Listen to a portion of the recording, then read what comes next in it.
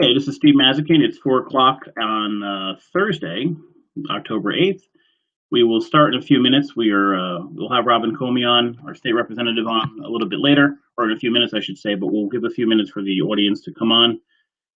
I tried to set this up so notification goes out a minute before, but it's just kind of a pain. So we'll hold off a second while I pull up these screens and make sure we're live.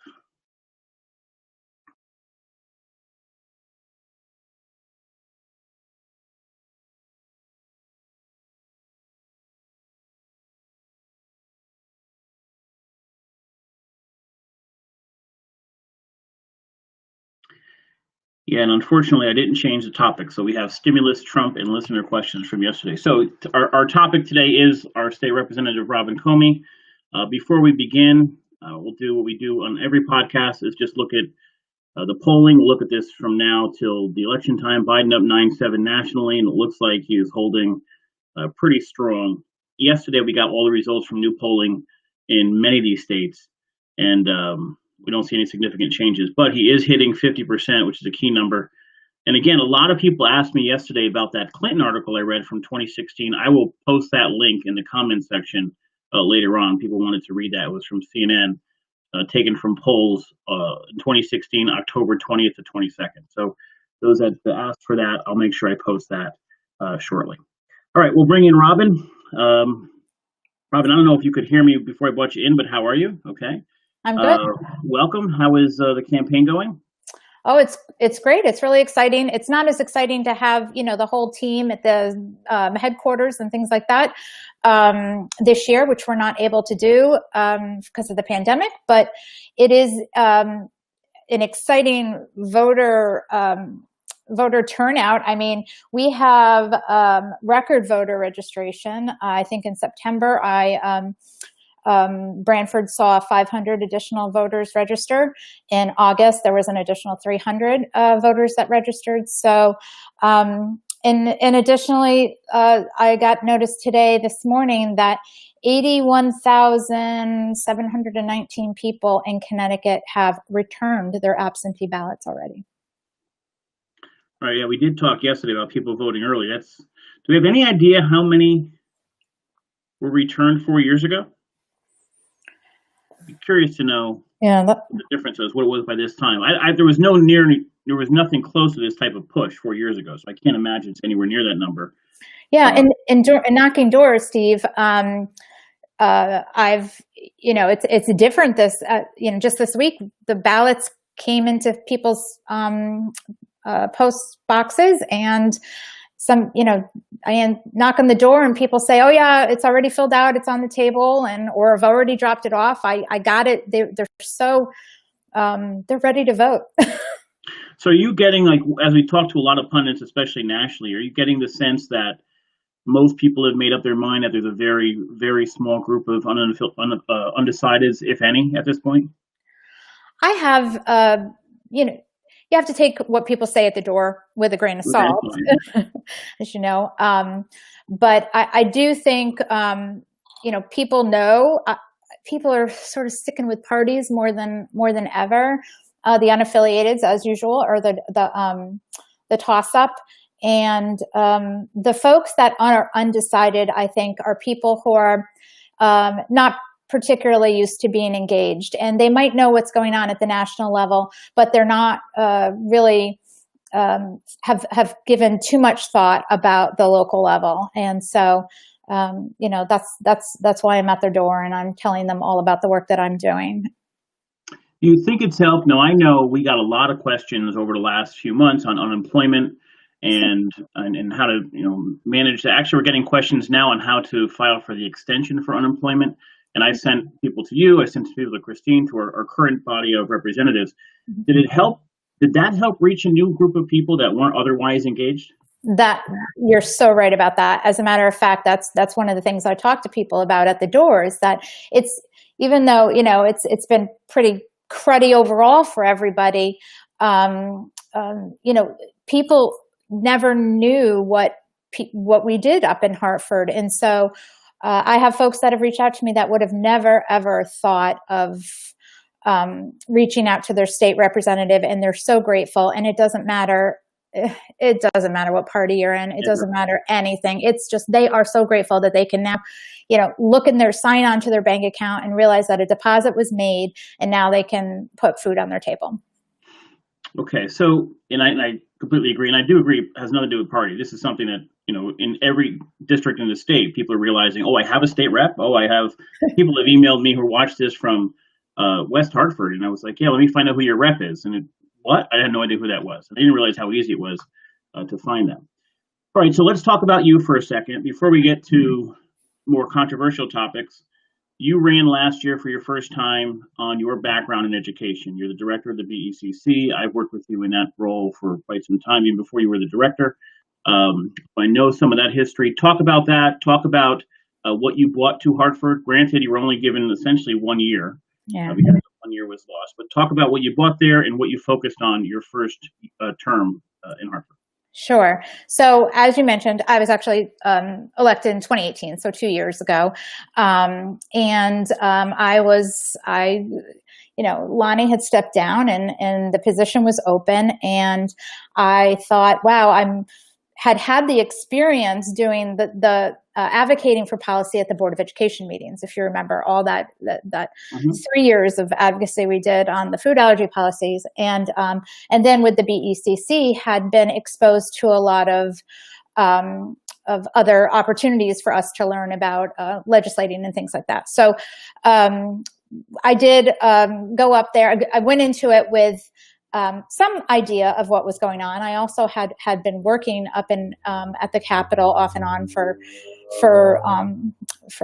I don't know, 10 or 12 years. So I knew what to expect, but I didn't know how the deadlines fit into everything and how fast things move. We are a part-time legislature, and the deadlines are fast and furious, and they're different for every committee. And so that first year was really a learning experience in the sense that what things come in what order. So, where the deadlines are for public hearings, for putting your legislation in, your own legislation. That first year you get to put your own legislation in. So of course, my hallmark legislation was the epinephrine. I did a stock epinephrine bill, and that came about in a sort of roundabout way. I'm part of the Public Health Committee. I sit on Education and the Committee on Children as well. But the Public Health Committee had in 2019, I guess it was, so many bills that were put forward. I feel like it was like around 800 or something. And so I had put forward my bill on the epinephrine, and it did not get picked up and didn't get chosen. So, but one of the co-chairs had a similar bill. And so I was able to work with him and just network and negotiate and say, this bill is good, but it could be better. And so working on that. So I did get that passed. I also worked with a colleague of mine, Representative Gilchrist, to make sure that our manicure studios, estheticians, and eyelash techs is what they're called, are licensed. We were, I believe, the only state in the union that had not licensed them. And it was a health and safety thing, as well as a labor theft issue. So they were a little bit restrictive of that, and we danced around which committee that would go in, because that also wasn't being picked up. So, but over the course of the 2 years, I did,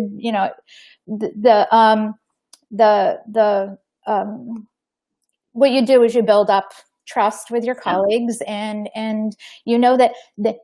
that they know that if you're fighting hard for something and you bring your advocates up to publicly testify and on behalf of a bill or against a bill, then they know that you'll do the work, and they will pick up your bill, be more likely to pick up your bills in the future.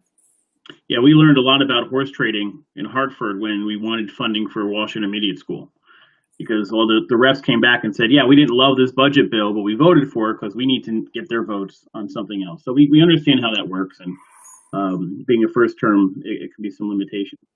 Let's talk about some of the things leading into the last when you were first starting and those issues, because of COVID, we'll be talking a lot about raising money, potentially new taxes, things of that nature.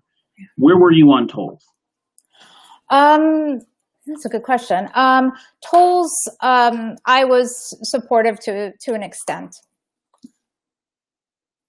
You know, I don't know. I mean, I didn't think we needed that. The earlier plan to roll out, I don't know, it was 100 tolls or whatever it was, 80 tolls across the state was not. It's not even cost effective to do it at that point with all the hardware, I would think.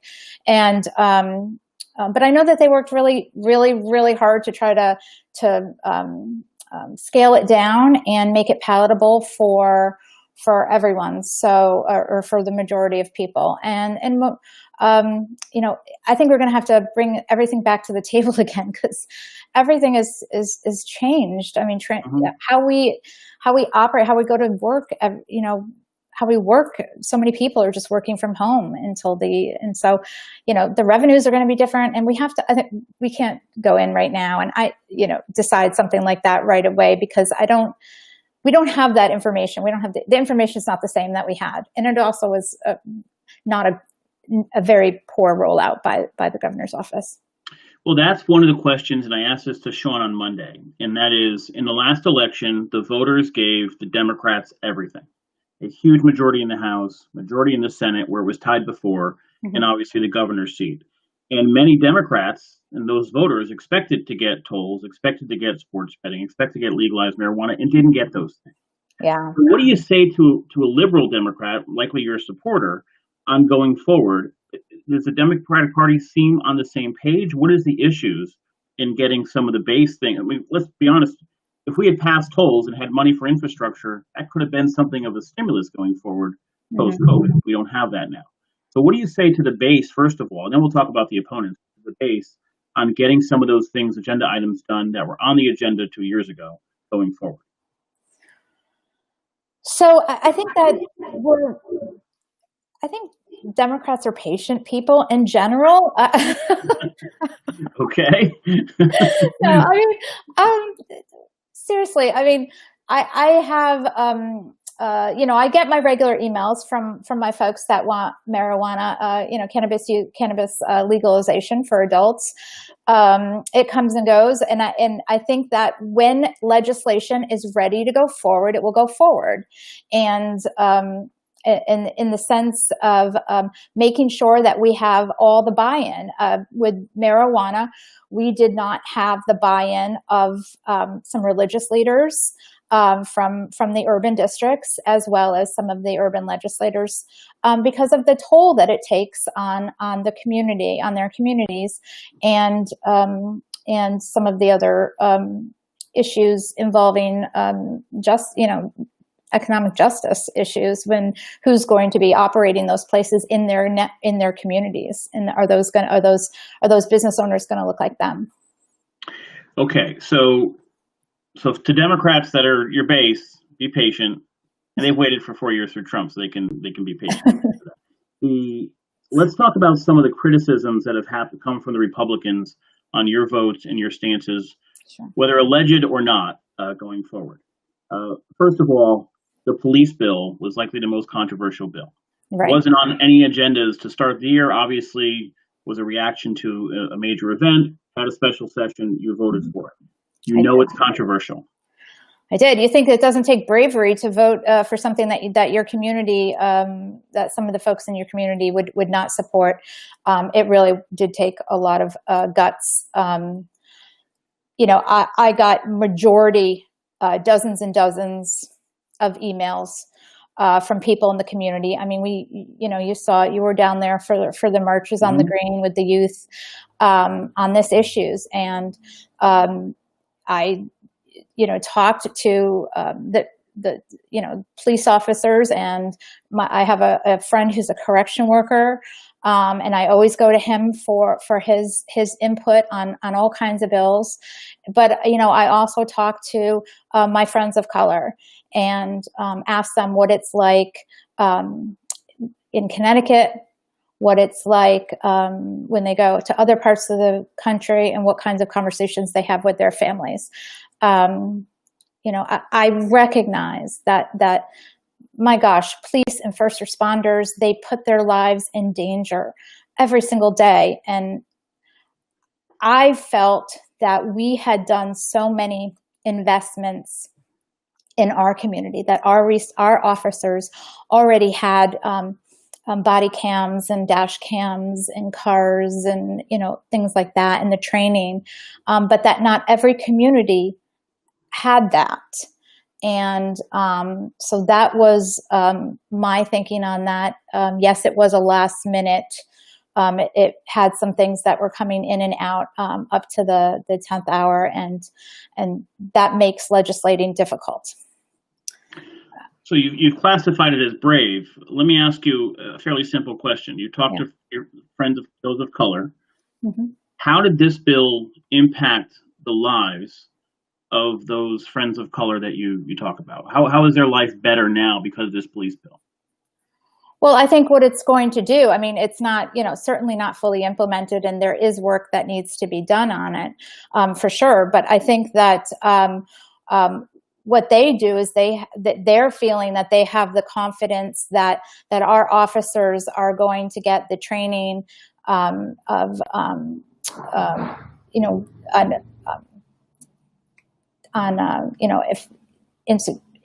bias training and other sorts of use of force training. I mean, I actually had the opportunity to go to Madison Police Department had us invited, all the legislators and the candidates actually, to go to Madison Police Department and experience what a use of force overview training was.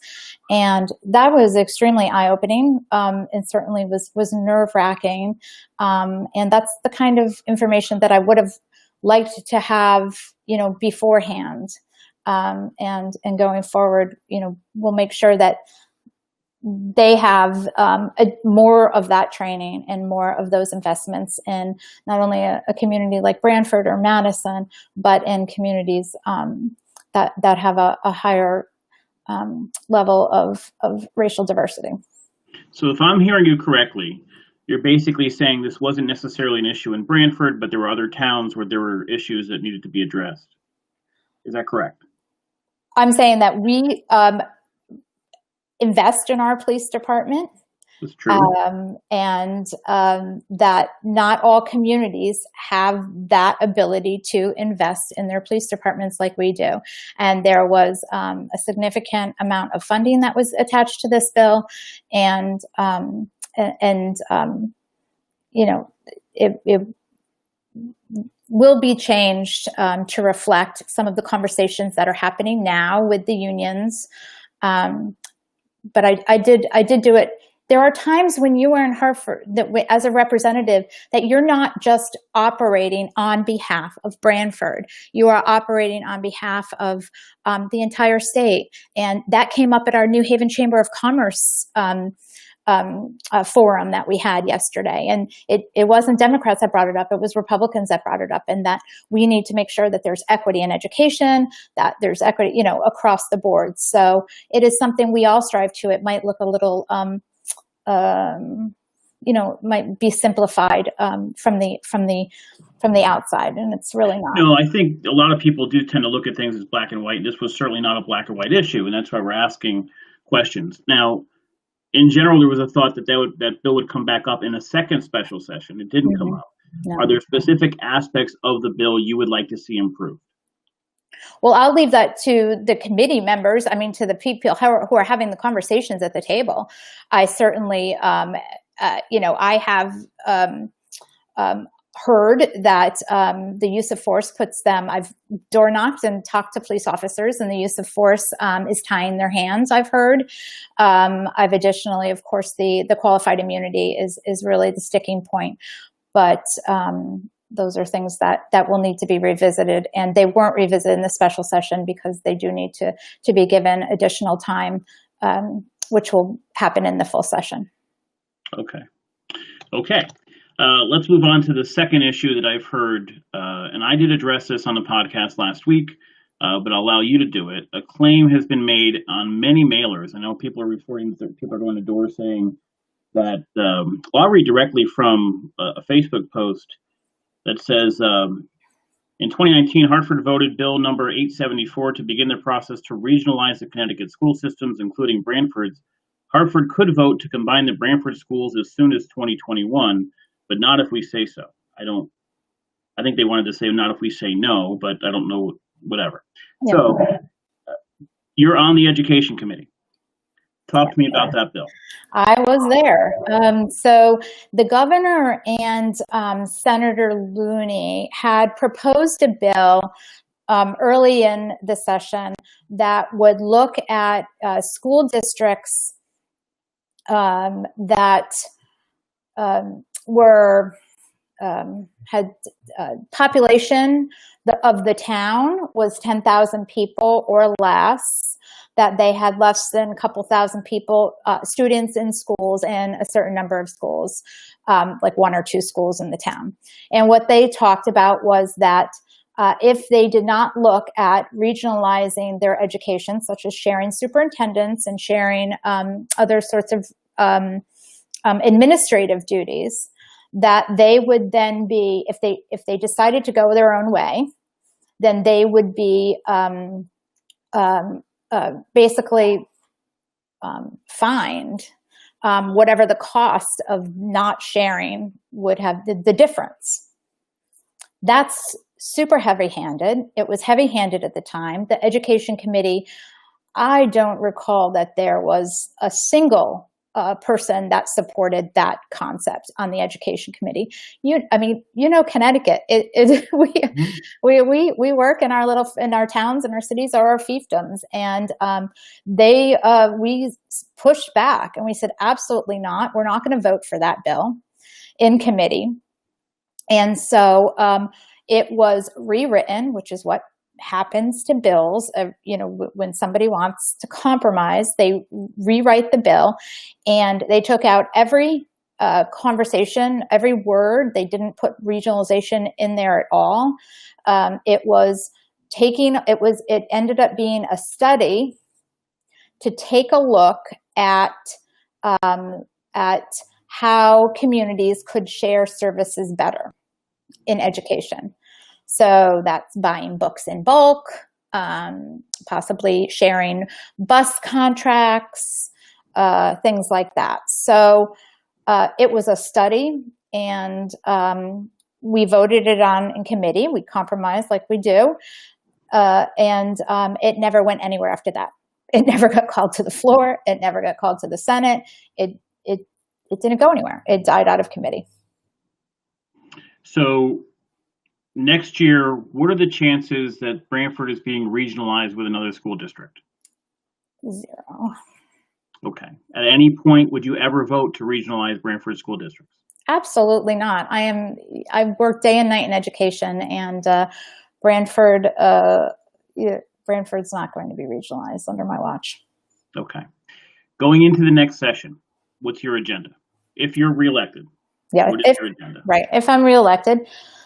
So I continue to, I had a couple of issues in the year 2. So in year 2 of the short session of the legislative of your term, you can only get committee bills forward. So the committee chairs have to put a bill forward. So I didn't get a chance to do some of the work that had come to me over the past year and a half. So one of the things that I really want to see happen, and of course this is budget, it's always based on our budget issues, is that childcare, when Care for Kids is a childcare subsidy for lower income, middle and lower income folks to send their kids to schools.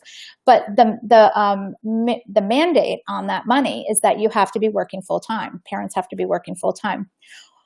In other states, and what should be happening here, and what I would love to see happening here in Connecticut, is that parents can go, they don't have to work full time. They can go to college, they can go to Gateway, they can go to Southern, they can go further their career. We're leaving People are leaving opportunities on the table. One of my first phone calls was from a young woman who said, I just got a full scholarship to Gateway and I can't take it up because I don't have enough money. I have to stay working because of the subsidy for my Care for Kids for my young child. And so this is a hurtful policy that I would like to see change for families. And that's an important thing that I want to move forward with that. The other thing, one of the other ones I want to move forward is there's a significant death by suicide by guns. And there is a constituent that came to me that is very passionate about allowing folks that may have suicidal tendencies or thoughts on that to put themselves on a do not sell list for gun ownership. It's not controversial. It's life-saving for people. And so that's one of the important laws that I'd like to see passed in through the Judicial Committee. And then I've got a couple smaller ones, but mostly I listen to the constituents. If a constituent comes to me and says, "Oh, this law is going to change, or we're going to work on that," then I will follow their lead. So I would love everyone, if you have an idea for something that will make your business better or life better, and that a policy is hindering your performance, please don't ever hesitate to reach out to myself or another state representative or senator. Well, just personally, as I've let everyone know that is a candidate, that I will push for a financial literacy law as much as I can. It's a huge passion of mine. So at some point, on my list, there is actually one law Christina's working on notification on when your energy is being cut off. But on that issue, on especially single parents with kids, that's a massive issue. There's not being able to work, primarily because in order to get some aid from the state, you have to only make a certain amount of money. So you can't work over that. So you can never get ahead. You never pay for childcare. And it's crazy. So that makes a lot of sense to me. The suicide aspect, do other states already have that? It was passed in Washington State, and it's also recently passed in Virginia. So there's not enough data right now because of everything that just, with the COVID and everything else to know. But Washington was the first state. So Robin, we talked about some of the controversial aspects of what happened over the last few years, but in short, why do you deserve 2 more years? Sure. Okay, in law, you have a few minutes. Go for it. I don't care. Not a half hour. Go for it. Okay. Listen, I love my job of being a state representative and being supportive of the people that live in this town, and be able to problem solve for people is such a reward. It's such a blessing. I have enjoyed my job. I think that we should be putting people in office that love the work and that get a thrill out of making policies that make people's lives better. And that's it in a nutshell. That really is it in short. Okay. Well, I appreciate it. And there's many other topics we can talk about if they come up between now and Election Day. You have any problem coming back on if we need you? Well, I don't know. You're pretty rough on me, Steve. I could be much worse. If you want me to go much worse, listen, I'm not here to attack anybody, but I do want people should walk away knowing where you stand. And even if it's controversial, the police bill is going to be a controversial thing. There are going to be people for you. There are going to be people against you. I don't know that I would characterize a vote as brave when I think it was kind of called last minute, but that's okay. And your supporters may agree with you. But I think there's going to be some changes to that bill. The things that you want to put forward make sense. There's going to be serious questions when we hear what Lamont's agenda is on potential tolls, more taxes. How do we make up for COVID financially? We're hearing about deficits already. So we may have you back on as more agenda items from higher ranking officials come up. But we do know without question you will not vote to regionalize Branford schools, so we can end that discussion. I can't promise people won't stop going to doors saying it, but we'll end that discussion. And enjoy the next, the 8th. You have, 4 weeks? So enjoy knocking on doors and talking to people. Thank you. Thank you very much, Steve. I appreciate having me on. Yeah, thank you very much, Robin. We'll talk to you later. Okay. All right, so Robin, we appreciate her coming on. We're going to try to get other candidates on as well for state, both representative for state senate. We may have Scanlon on again. Actually, I probably have to because I made a promise to watch a show, and he made a promise to watch a show. And we'll have some local officials on as well. We're focused on the state right now. If there are other questions you have for Robin, you can send those in. Some people did ask some questions here. AJ. Oh, Justin, is a wire down on Featherbed? Okay, so we have to look at the power outages. Steve, because of budget issues due to COVID, where do you stand on raising taxes and creating new taxes? The problem with answering that question is we don't know what's proposed yet. You know, we have to give every first term legislator has almost no power, especially in the House. You're one of many. So you try to get some things done. You try to attach your bills to other things, but they're never going to be the ones that propose a new tax. It's always going to come from someone higher. For example, the conversation we'll have with Sean Scanlon, who has more seniority up there and is more connected, or even Christine Cohen, who is a much smaller body, so therefore much more powerful in the state Senate, would be different than Robin Comey. And it's unfair this term because they've had a second year that was destroyed. It was just kind of put out there. They were really focused on constituent issues. So specific taxes is hard to answer on until we have a proposal from the governor on what he would do. Evie LaRue, it's been super interesting this year to see your signs on lawns with signs from other party. I'm guessing that's referring to like a Trump sign and a Robin Comey sign. Okay. I think people have gone across party lines in both ways. I know there were people who voted for, Obama, for example, in past years, who voted for Republican on a local level. So I think a lot of people are not just party line. Not everybody is, especially when you get to local, when you get to a state rep where people know the person, it's a little bit different. AJ, repeal SB 1160. That's after Sandy Hook. I'll have to read that. It's a long comment at another time. I'm sorry about that.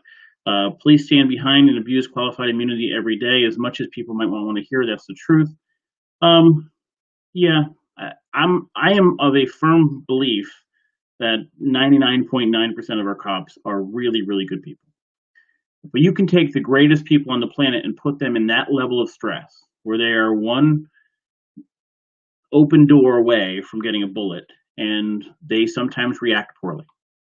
And there's a massive difference between an asshole or just a yahoo who was on the force because of the power and somebody who is a really good cop, just sometimes are in positions that are almost unfathomable by most people. So as much training as you can put, there's always going to be these incidents. What we can't do, one of the problems with the law that did pass, was it a knee-jerk reaction to an event. And sometimes when that happens, you have a bill that is significantly flawed, and that's what you have here. So it seems like we have significant support from Democrats to get that back in legislation, to make some changes to that based on some response. There is a legitimate question to be asked on should elected officials have voted for what they knew was a flawed bill. There's nothing wrong with that question, and you have to judge your elected official on that. And maybe it should have come up in the session. As Robin said, they didn't have enough time to look to research it completely before they get to it. The argument could be made, then how did you pass it to begin with? So I get both sides of that argument on the bill. For political reasons, something was going to pass. Democrats had to give something to their base. Did they do the right research prior to passing it? It appears they did not, and that's something that you have to analyze. Is it okay to get to January, February next session and make the changes to that police bill? That depends on where you stand. Steve, where do you stand? Yes or no to school regionalization? Or we have the answer for that. Steve, very informative. Local R's along with Comey signs. Yeah, it's funny when you're running for office. So I'm going to talk a little bit about this race. I'm going to have elected officials from every race on, with the exception of Mark Riccio. I'm going to tell you why. Mark Riccio has repeatedly threatened to sue me and my business because of us talking about his social media posts, which were sexist. No question about it. We have a long string of texts of, I'm going to ruin you, I'm going to get multiple attorneys after you, I'm going to destroy your career, I'm going to have all that stuff. Okay, that's fine. I'm not having you on. I don't want to talk to you. I don't want to deal with you. Not part of normal, intelligent debate on issues. That being said, everyone else will have on. If you want to see what Mark Riccio has to say, you're welcome to go to his website, call him, whatever. His behavior has been that of a 5-year-old. I'm not having him on the program. Call me biased, don't care. Still, that being said, there have been claims made by Branford Republicans, claims made by Republicans actually in many districts about regionalization, which have been very false. There is no risk of regionalization. There is no risk of Branford being with East Haven or with Guilford or with North Branford. I have talked about this. It's probably a good thing if we had those conversations, not only to find ways to save money, but should North Branford and Branford be different towns? Should they have 2 different superintendents? Should we look at education, but even go beyond that? Should we regionalize public works? For example, North Branford and Guilford work together for an animal shelter. There are some regionalization that works, but by creating a study to look at that, we can look at some of those impacts, positive or negative, and then make decisions. That said, the accusations, that nonsense that's been posted about regionalization as early as next year for Branford, it's been false, it's fear-mongering, it's nonsense. We know that's a claim that Mr. Riccio has been making. If you want to disagree on the police bill, you can. There's 2 sides to that. I've talked to police officers that have said they hate the bill. They hate that they felt they were ignored. They weren't listened to. Robin did say that she went to a Madison event to see, what the use of force looked like, but that was after the passage. So, what is your level of information or knowledge about a bill do you need to pass it, to vote for it or against it? Was it so imperative that it passed at that point that we could not have waited? For political reasons, it seems that it was. For realistic reasons, no, because most of it doesn't impact anybody till next year anyway. So you got your little, hey, we passed this, but it's not actually starting immediately. So our goal is to look at things objectively. Bills are not black and white. Bills are not about right and wrong sometimes. It's about, there may be a right, there may be a wrong, there may be a perfect answer and a not so perfect answer, but to get everybody on the same page, you have to compromise. And so you end up with bills that may be less than perfect, but still a step in the right direction, even if it's a small step. And then we have to analyze, did our elected officials do the right things in those circumstances? Did they use logic and reason? I personally look at it and say, even if I didn't agree with the final decision, was there reason and logic behind the decision? Did I understand why the decision was made? I use that as a determining factor on my support. So that's was Robin. It was good to talk to her. If there are more issues or questions that come up, and they tend to come up as we get closer to the election, we'll have her on. I will reach out to our state Senate candidates and look to have them on next week, and likely Sean Scanlon again the week after. We'll have more guests on a regular basis. It kind of offsets me talking for just a half hour or 40 minutes on topics. That being said, it is Thursday. It is 4:38, and I want to say thank you for a good week. We had 3 shows this week. The support is spectacular. I cannot thank you enough for the emails and the texts that are saying thank you and appreciative and stopping me in Hornet's Nest for breakfast or out to dinner. I always appreciate that, and we hopefully can grow this and have a reasonable, logical conversation with a larger audience moving forward. Thanks for joining me. Have a great weekend. I will see you Monday at 4 o'clock.